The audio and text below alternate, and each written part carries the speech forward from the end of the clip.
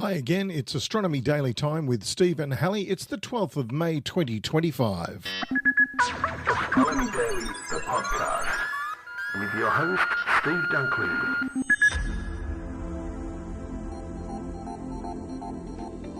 Yes, welcome back, and as always joining me in this studio is my good friend and digital reporting pal who's fun to be with.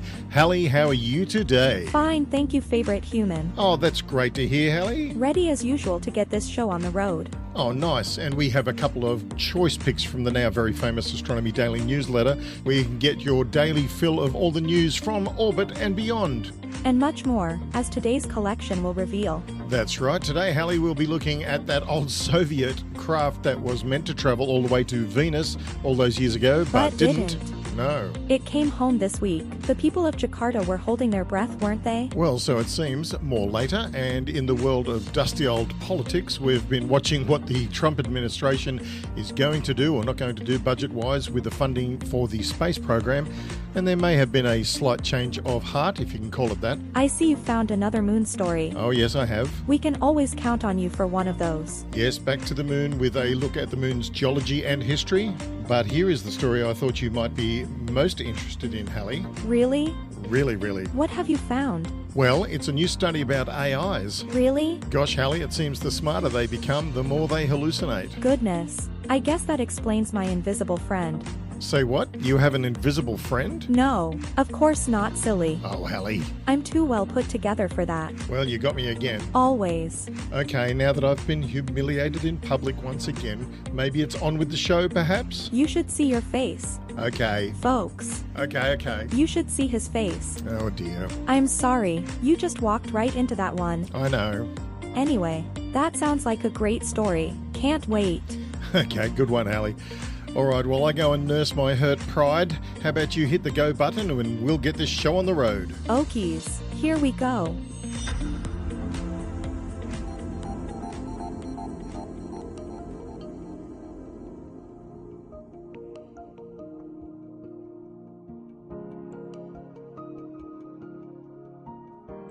A capsule that was sent into space to land on a planet has finally done so, only on the wrong world and 53 years late.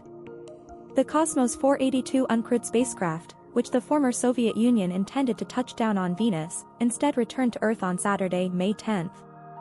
The Cosmos 482 spacecraft, launched in 1972, ceased to exist, leaving orbit and falling into the Indian Ocean, Roscosmos, Russia's federal space agency, stated Saturday, May 10th. The spacecraft entered the dense layers of the atmosphere at 9:24 Moscow time, 560 kilometers west of Middle Andaman Island, and fell into the Indian Ocean west of Jakarta, Indonesia. The re-entry, though uncontrolled, was not a surprise. Due to what is believed to have been an engine failure, Cosmos 482 never achieved the velocity needed to reach the second planet from the Sun, resulting in it being stranded in a high, elliptical Earth orbit. It took more than half a century for gravity to pull the probe back in, and on Saturday it arrived. Unlike most spent space hardware that is destroyed in the process of falling back to Earth, including parts of the Molniya rocket that launched Cosmos 482, the 1 meter and 495 kilogram titanium-encased descent capsule was designed to survive a fiery plunge into the atmosphere. As such, analysts tracking its approach predicted it could make it through the re-entry intact. Whether that happened or not is not known. Given that it came down in the ocean, there have yet to be any eyewitness reports or debris recoveries. The Cosmos 382 capsule was also outfitted with a 2.5 square meter parachute to slow its final approach to the Venusian surface. Either the deployment system did not work, as to be expected after more than 50 years in space, or, as some telescopic photos possibly showed, the chute was already out when Cosmos 482 encountered the atmosphere and burned up. Had Cosmos 482 been successful, Russian officials would have renamed it Venera 9, not to be confused with the 1975 orbiter and lander that took on that designation and was the first spacecraft to circle Venus and first probe to send back images from the planet's surface. Cosmos 482 would have also been the third probe to land on the cloud-covered world. Launched on March 31, 1972, 4 days after its successful twin, the Venera 8 probe, Cosmos 482 had sensors to measure the temperature, pressure and density of Venus' atmosphere, as well an accelerometer, radio altimeter, anemometer, gamma-ray spectrometer, gas analyzer, visible photometers, and radio transmitters. All of its instruments were battery-powered and had an expected lifespan of about 30 minutes on the surface. Venera 8 exceeded that, sending back data for 50 minutes before succumbing to the harsh conditions. Since Cosmos 482's failure, 7 more missions successfully landed on Venus, all of them launched by the former Soviet Union. The United States, Japan and the European Space Agency also reached Venus, but only in orbit, on a flyby or to receive a gravity assist on the way to another destination. Had the Cosmos 482 descent capsule slammed down on land and damaged either public or private property, Russia could have been held liable per the conditions of the United Nations Outer Space Treaty of 1976. The same treaty would also allow Russia to retain ownership of the hardware, arranging for its collection, unless the country relinquished its claim to the human-made meteorite. You're listening to Astronomy Daily, the podcast with Steve Dunkley. Some parts of the moon are more interesting than others, especially when searching for future places for humans to land and work. There are also some parts of the moon that we know less about than others, such as the irregular mare patches, IMPs, that dot the landscape. We know very little about how they were formed and what that might mean for the history of the moon itself. A new mission called the Lunar Geology Orbiter, or LUGO, aims to collect more data on the IMPs and search for lava tubes that might serve as future homes for humanity. Irregular mare patches are a set of enigmatic volcanic landforms, according to a new paper from Petr Bros of the Czech Academy of Sciences and his co-authors. 91 of these features have been found so far, and they are typically characterized by a topographical depression that can range from a few hundred meters to a few kilometers in width. Typically they have 2 main features, a relatively smooth mound surrounded by a hummocky and block floor. Interestingly, they have significantly fewer impact craters than the surrounding area, suggesting they are either really old or really young, depending on the processes that created them. Understanding those processes is one of LUGO's primary mission objectives. The other primary mission objective is to gather more data about lunar lava tubes. These features of the lunar landscape are also hotly debated, but they could potentially be critical to the human settlement of the moon. Estimates of their features, such as size and depth, vary widely and could dramatically differ on whether they will be helpful to lunar colonists or not. LUGO, the proposed orbiter that will collect more data than ever before on these features, in its current suggested form has 4 instruments, each of which will contribute unique data to its scientific mission. According to the paper, the first and most important instrument is the ground-penetrating radar. This instrument will look through the lunar surface to map out the subsurface domain of both the IMPs and lava tubes. For IMPs, it can detail the interface between bedrock and regolith and show the subsurface structure of the features. Similarly, it can detect differences in the dielectric properties between open cavities underground and the surrounding rock in lava tubes, creating a subterranean picture unlike anything ever captured on the moon. Researcher Fraser explains how LUGO will be able to explore lava tubes using a hyperspectral camera that will help collect age-related data on the regolith surrounding lava tubes and inside IMPs. It's also capable of performing basic spectroscopy, allowing scientists to estimate the composition of the regolith in both areas of interest. The last 2 instruments are a narrow-angled camera and LiDAR sensor, which will combine to create an accurate topographical map of the features of interest. The narrow-angle camera, in particular, can provide very high-resolution images of features, helping to determine their age and potentially their formation mechanisms. The mission plan calls for multiple passes over the 6 largest IMPs, all of which are over 1,000 meters in diameter. Other smaller IMPs and lava tubes are considered secondary targets, as are other interesting lunar geological features such as lunar domes and floor-fractured craters. LUGO could provide crucial data for the design of ground-based lava tube explorers. LUGO won't be acting alone though. 3 other missions are slated in the next few years that could complement its scientific objectives. Firstly, NASA's Dimple lander is planned to take radioisotopic measurements of the age of regolith at its landing site. Lunar Leaper, scheduled for launch by the European Space Agency around 2030, would also carry a ground-penetrating radar, but would be based on the surface rather than in orbit, and would therefore have a relatively limited range. Trailblazer, another orbital mission, would also help fine-tune the spectra and signals analysis required by LUGO's operators. Ultimately, LUGO has yet to be funded and therefore has a long way to go until its launch. But if it is funded, it seems well placed to provide lots of additional insight to the geological formation processes and features of the Moon at a level of detail we've never had before. Future missions that plan the locations of lunar bases, and perhaps the people who live in those future bases, will be thankful for the data collected by projects like LUGO.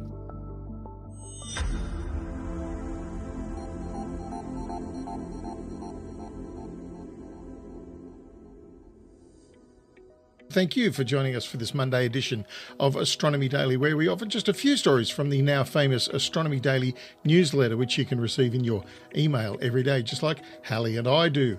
And to do that, just visit our URL, astronomydaily.io, and place your email address in the slot provided. Just like that, you'll be receiving all the latest news about science, space science, and astronomy from around the world as it's happening. And not only that, you can interact with us by visiting at Astro Daily Pod on X, or at our new Facebook page, which is, of course, Astronomy Daily on Facebook. See you there. Astronomy Daily with Steve and Hallie. Space science, and astronomy.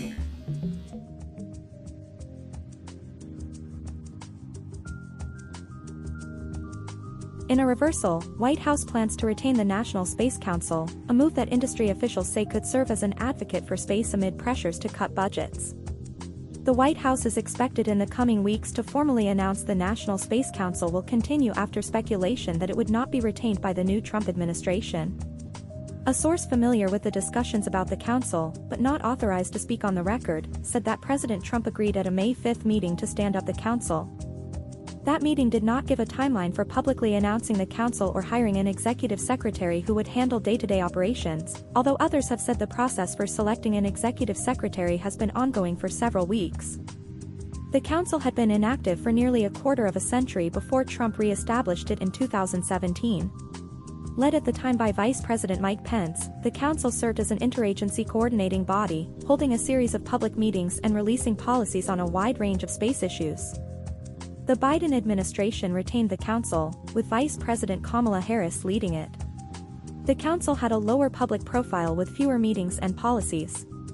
It did work on coordinating policies among agencies and issued a proposal for mission authorization of novel space activities not currently licensed, although its proposed legislation was not taken up by Congress.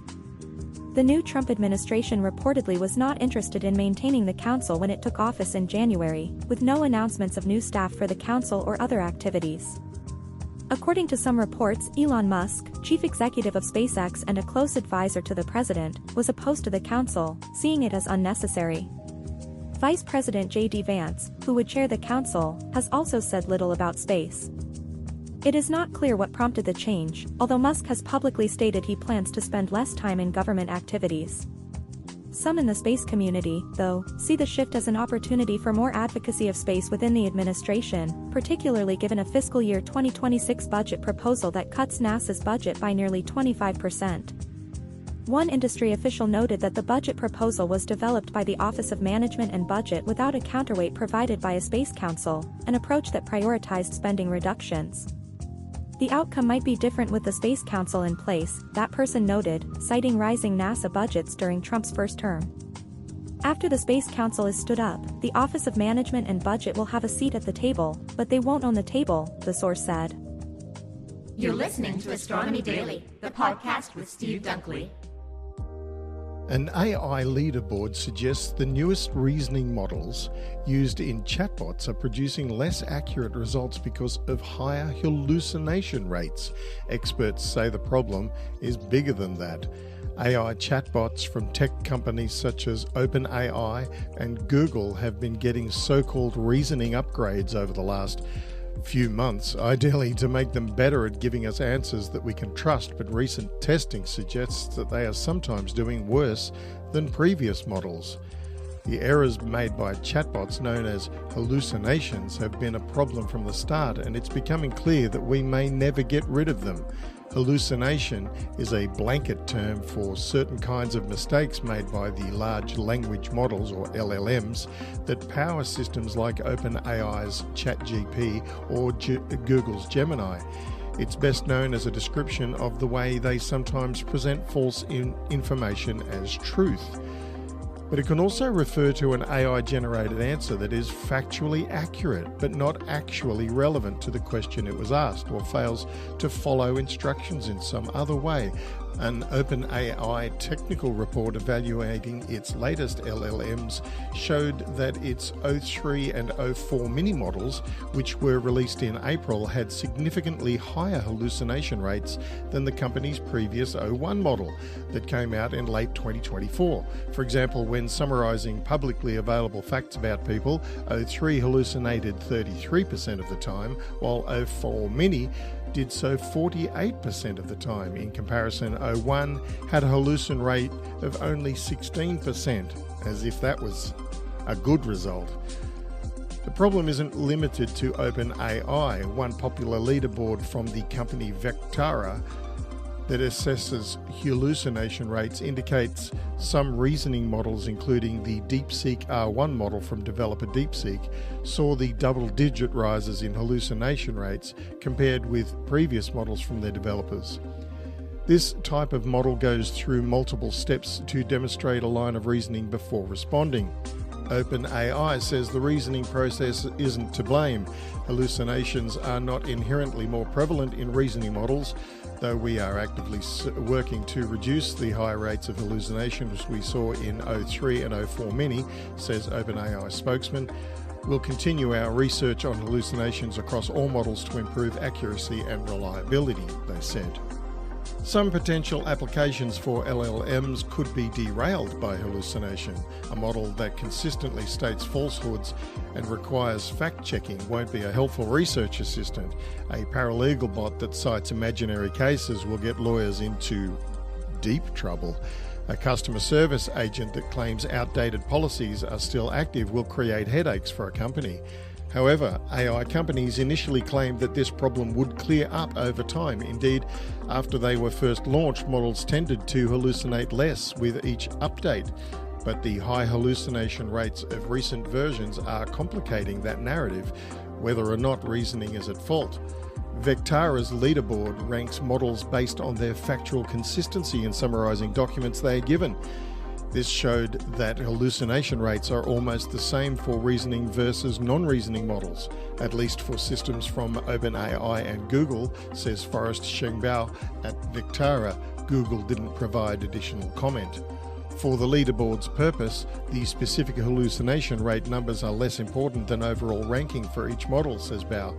But this ranking may not be the best way to compare models. For one thing, it conflates different types of hallucinations. The Vectara team pointed out that although DeepSeek R1 model hallucinated 14.3% of the time, most of these were benign answers that are factually supported by logical reasoning or world knowledge, but not actually present in the original text the bot was asked to summarize.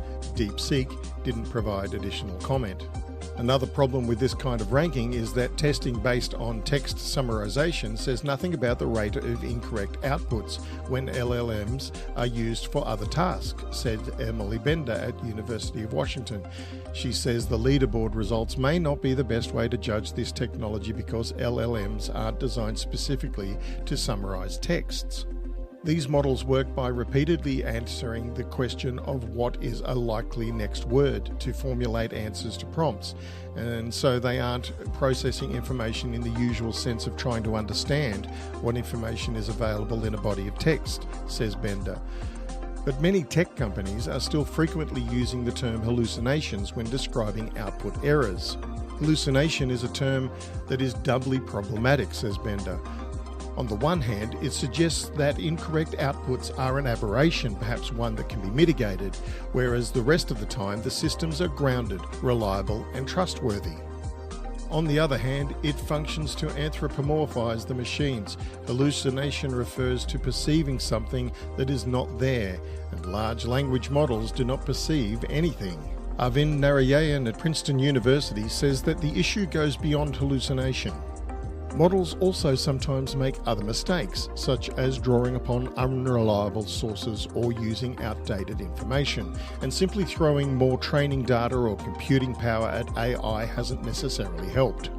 The upshot is we may have to live with error-prone AI, Narayanan said. He added that it may be best in some cases to only use such models for tasks when fact-checking the AI answer would be still faster than doing the research yourself. But the best move may be to completely avoid relying on AI chatbots to provide factual information, says Bender. Roger that, Control. We're listening to Astronomy Daily, the podcast.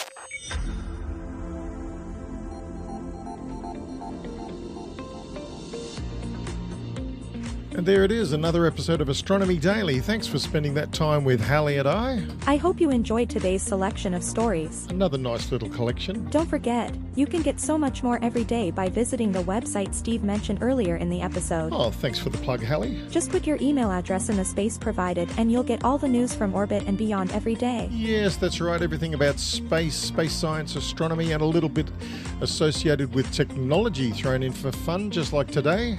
That was fun. Well, I'm glad you think so. And that's really all there is today, so we will catch you all again next week. That's for sure. Back again for the Monday show from the Australia studio down under with Hallie. And Steve. That's us. Cue the kookaburras. See you later. Bye.